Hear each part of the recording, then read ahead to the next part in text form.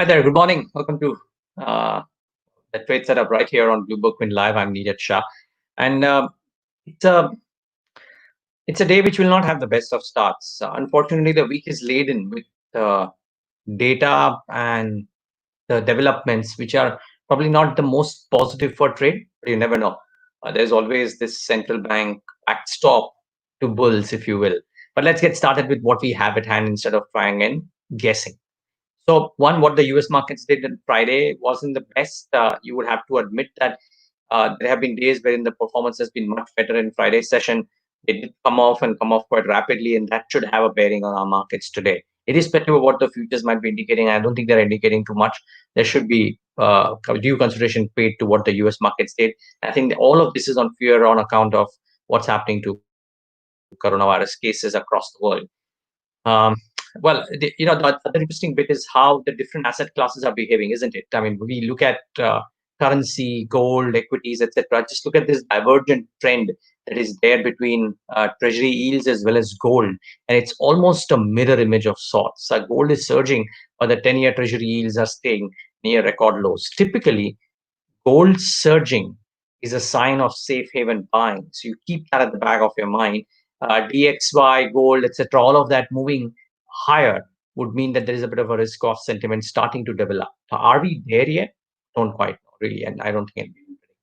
Asia today, starting off muted, relatively muted. SGX Nifty too about 1% lower. So I think those indices will come up on your screen in moments from now, and you will see that the stage is not set for any kind of upsides. If at all, it's starting to look slightly wobbly for the Asian screen as well as for the SGX Nifty. So keep that at the back of your mind as you're starting off trade today. 0.5%. There's a bit of a bounce maybe from what it was about 15 minutes ago when it was down about 1%, but still peak for sure. Now, what the trade setup therefore is, I would reckon that the Nifty is in a very tight range with a negative bias. And unless you are an expert at picking out those bottoms, longs are probably not advisable. I think economy opening up announcements or not opening up announcements, as the case may be, could impact specific stocks and sectors. And therefore, you have to keep that at the back of your mind. Even in a dull market, some stocks might actually rally significantly. And even in a strong market, some stocks might not, depending on what the announcement is from the various state governments. And there's a lot of confusion around that. So I wouldn't want to second guess that. I think what is probably looking a more definitive trend is what will happen to two-wheelers and tractors as we see the June monthly sales numbers. I think the previews will start coming from today or tomorrow. And I mentioned that in the trade setup too. The previews will start coming in today and tomorrow, and the actual numbers from the first onwards. But I think that because rural is so strong, tractors and two-wheelers are the two pockets that you have to keep in mind if you're trading on the upside into the auto names. Not too many nifty earnings today, Tata Steel, but a bunch of companies lined up, by the way, to report their earnings in this week. So Tata Steel from the index end.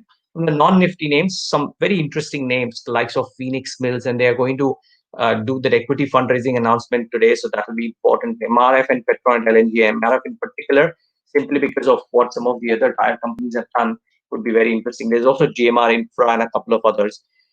So I would watch out for those. But in terms of stocks to watch out for, very interestingly, and I may be completely wrong here, but I think the stock of the day today could well be Hutco, uh, simply because of the numbers that have come out. Sales up 28%, profit up 87%. The stock is trading at about 4 times earnings, trailing earnings. It's not the space that people want to fish in, but because of the numbers looking so strong, cash market stock, I do think that somehow in terms of uh, percentage movement, this one could be a very interesting one to monitor. Aside, Piramal Enterprises, the company's approved 20% stake sale in Piramal Pharma to Carlyle Group. The stake sale for the equity investment of about $490 million. Well, this one could be interesting amidst all the downgrades that are coming into some of the other financial institutions by S&P. This one has some positive announcements. Let's wait and watch how this one reacts. Most brokerages have been mixed on this development as well. Axis Bank, they have notified to the exchanges that the S&P report had an editorial error, and the bank uh, outlook is still stable as per the rating agencies, and therefore, or the rating agency, and therefore, this one will not have any negative reaction. The question mark is would some of the others like Bajaj Finance, Power Finance, etc., have some negative reactions? I think Shriyam Transport Finance too had some rating downgrades, and therefore, all of these could be interesting ones to monitor in the session today. Strong results for companies like Glenmark, Hindustan Foods, and Ugar Sugar in Glenmark. PAT was up about 36%, EBITDA was up 28%. Hindustan Foods, well, extremely high valuations, but the EBITDA was up 146%. And Ugar Sugar, margins were 24% versus 19%. So some names that stood out for me, a bunch of companies came out of the numbers. These kind of stood out for me.